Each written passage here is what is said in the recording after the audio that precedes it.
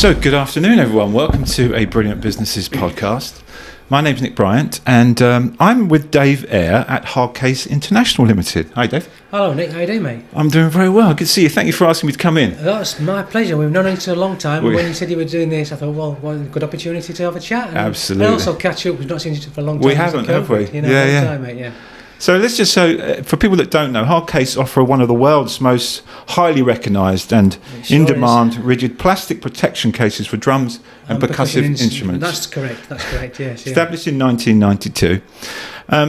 As Dave says, I've known him for nearly 20 years, and I know his story, and it's a really cool story because he didn't start the business, someone else did, and he took it over. So tell us that story, Dave. Yeah, well, the brand started, say, in 1992. There was a concept with another company that the previous owners had, using rotational moulding technology to make cases, make products for water tanks and stuff like this for mobile homes and caravans. Yeah. And so they thought, well, what else can we do with this technology? Well, we're going to make it cylinders, which is great. Hence, the drum case shape came out of the profile. So they had a bit of a marketing exercise done by a company. So look, try the music industry. And the rest is history, really. Yeah, right. So that was launched in 92, went to America to the NAMM show first. Went down really, really well. Because before that, it only was like the fiberboard style cases and some very basic, rigid, soft bag style materials. Yeah. So Hardcase, we believe, was one of the first rigid cases made out of polyethylene. All right. So then that ran really well. Messer show came along. That was done really, really well. We had music live. Yeah. The British Music Fair. You remember those BMF? Yeah. It's great. So, and then in 1999 and 2000, they thought, well, we've taken this as far as we can go. We're getting demand for some improvements, and what can we change the design? So that's when the stacking feature came in, and all the short straps, because you have the straps that went all the way around the case. What we call the spider's legs. Yes, I remember. Yeah. Which were great, but you get tripped over and get bits everywhere. Yeah. So 1999, 2000, they changed the shape slightly to more of a D shape. Yeah. Stacking feature. And the rest is history. That's where we are now. We've done some small improvements. Yeah. And then we skip right up to like 2018, 2017, 2018. And the then business owner wanted to retire. And he'd already sold the other division, which was a company called Amber Plastics, to their sales manager. And the owner said to myself and Annie, he said, look, nobody knows me, but they know you, Dave. You know, you're the face of Hardcase. What do you think about buying the business? Now, it's quite ironic because we were sat in Messer about 10 years earlier. Yeah. I'm sure he'll not forgive me for saying this. They said, what do you think you want out of this business? I said, I want your job. Just jokingly. Did you? Yeah. Thought we were going to get the sack. Yeah. You know, but then skip forward 10 years. It planted a seed for him, didn't it? And it happened. Yeah. He must have remembered that. So I'm very grateful. So it was 2017 that we actually signed on the dotted line. Nice. And 2018 was the first full trading year of the business. Which myself and my wife Annie had taken on and brought our children in. And so we've got my son, who worked in the factory for several years, is now the sales manager. Yep. And then we've got my daughter who looks after the health and safety and the purchasing side of it. Okay. We are a family-run company because my brother works here. Is he right? Yeah. And my daughter's husband, Steve, he's a production manager. Excellent. Okay. So, and the team of people we've got, there's 16 of us all together. Many of them have been here a long, long time. You know, and we're incredibly grateful for their loyalty, their skill sets, and.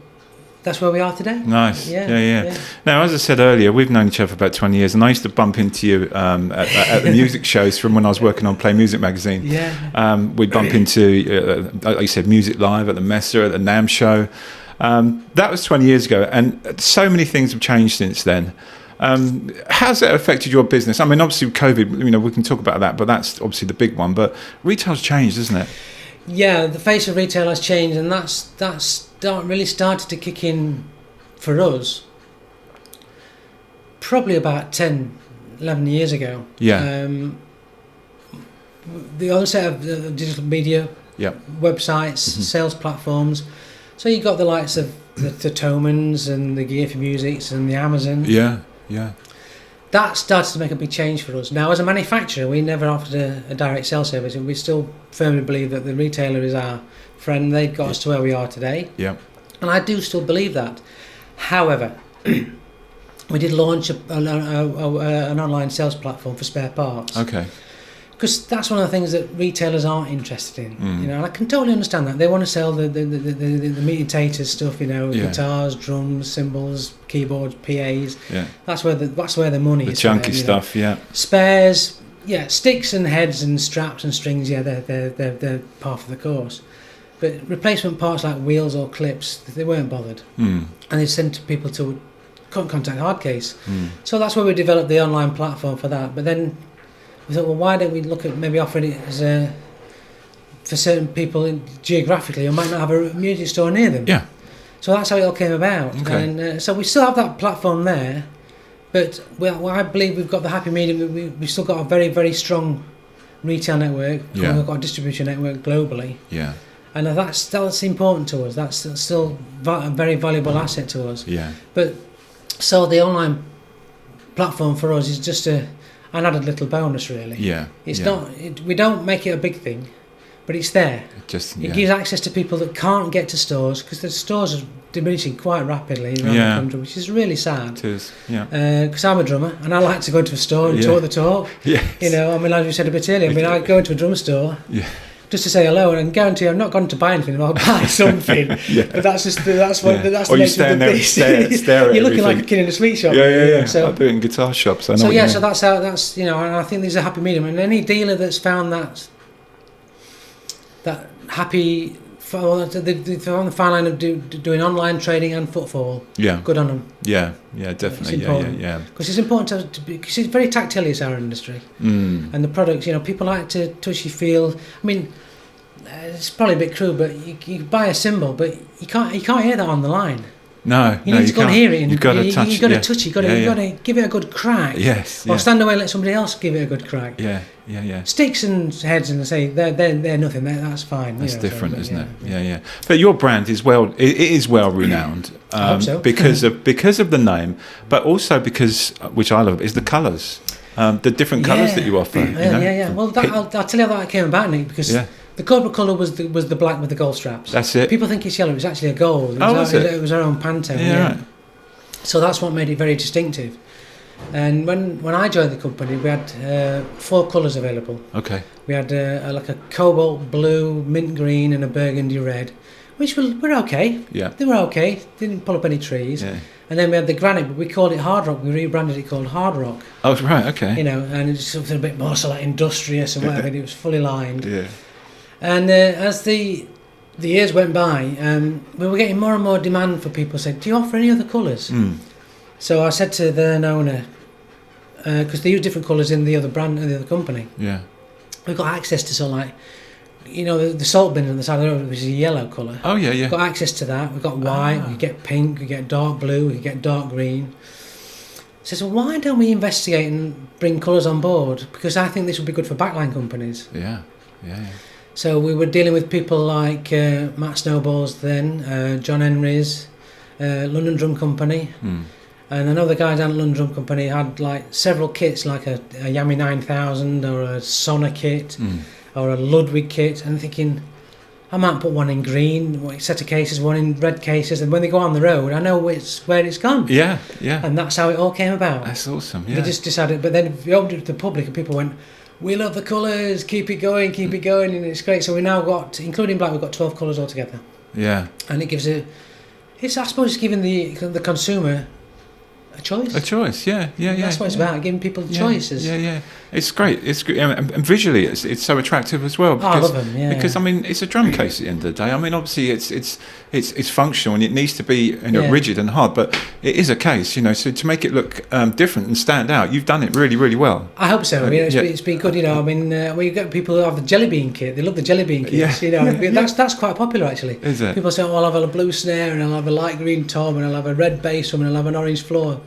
Knock yourself out. It's great because then it's yours. Yeah, it becomes. Says it's unique to you, and it's how you identify your product. Yeah. Because I remember once somebody said to me about a famous name drummer. I'm not mentioning no names, but he was at Glastonbury, And he says, oh, I was down at Glastonbury. He says, it was a wall of Hardcase, but they were all black.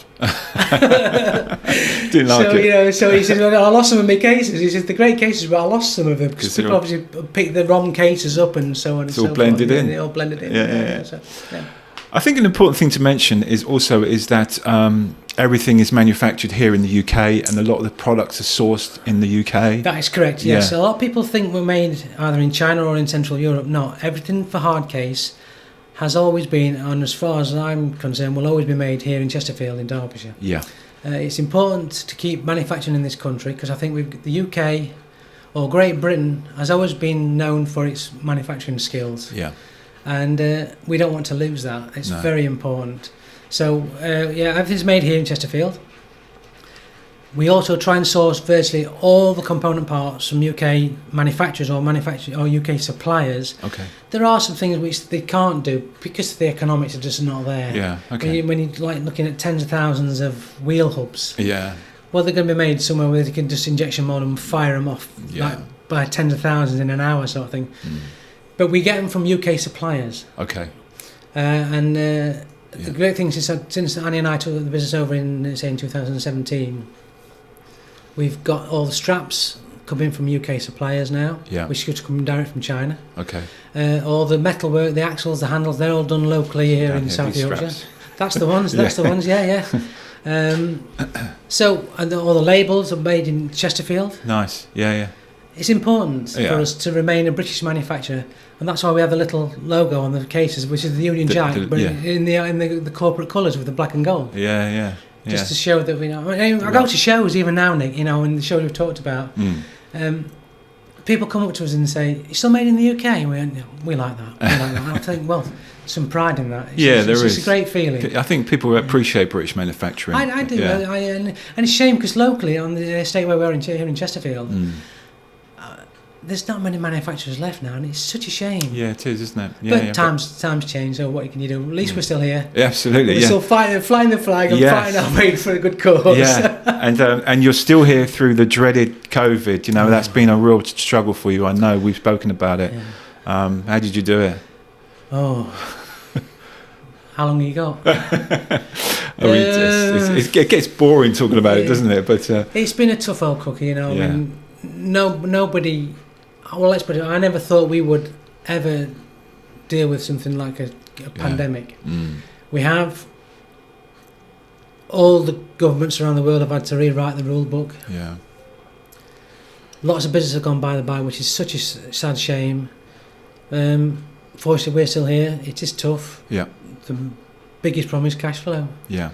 But that's not just us. Everybody's in the same boat. Yeah. We just got. What we had to try and do. We had to streamline. We had to rethink how we do it. Again, source where we get a component parts sourced from. Yeah. Because shipping's been an absolute nightmare, getting stuff in and out of the country. But we're still here. Yeah. We just have to do the best we can, really. Yeah. And there's still such an interest in your brand, and that's how can you give up when that's still there? Well, or not give up, or how can you stop? I remember many years ago we looked at doing some guitar cases. Oh right, yeah. People said, "Oh, look, the drummer's got Hardcase. Can you do guitar cases?" So we said, "Oh well, we'll investigate that." So we did 3 cases. Did you? Basically for a Strat, Fender acoustic. I don't remember bass, that. Yeah. And like an electro arch neck acoustic guitar style thing. Yeah. We made them. We took them to the shows. And people went, "These are great, but they're too expensive." We went, "But this is the price similar to what you pay for a drum case." But we're guitarists. We want soft bag prices. I went, "It ain't going to work this really." That was your answer. But we were sat having a beer once when we talked about the development, and we said, "Look, do we continue with this?" Being the then director, the owner, and I said, "Look, from my perspective, if you said Hardcase, what would people say to you?" And they say drum cases. I said, "Well, that's what we need to specialise in. That's what we do." Yeah. So that's why, in answer to your question, the brand is so strong, but people know Hardcase for the drum market, and I think that's where we've excelled. Yeah, I think in business sometimes you have to just concentrate on what you know and not try to dig into and be greedy. Perhaps just stick with what you know. Yeah, I think it's great that if you can find an opportunity and a road into covering various markets. But for us and our product, we are limited at what we can do because tooling is so expensive. Yeah, right. So expensive. It's all steel work, all the tooling, and so that's why we don't offer a custom build service, because as much as we'd love to be able to do that, to invest in the tooling, especially this time after such so close to COVID, it's just a no goer, I'm afraid. So people know us for the drum cases, the colours. It's growing. I hope so. Anyway, yes, touch wood, and it's keep going. Excellent. Going through the difficulties with COVID, also, hope you don't mind me mentioning this, but 2017 you were diagnosed. Was it 2017 diagnosed with Parkinsons as well? Yes, yes. And I noticed it when I came in here. I noticed there's something different about you, and thank you for sharing it with me. I mean, so how hard's that been, Dave?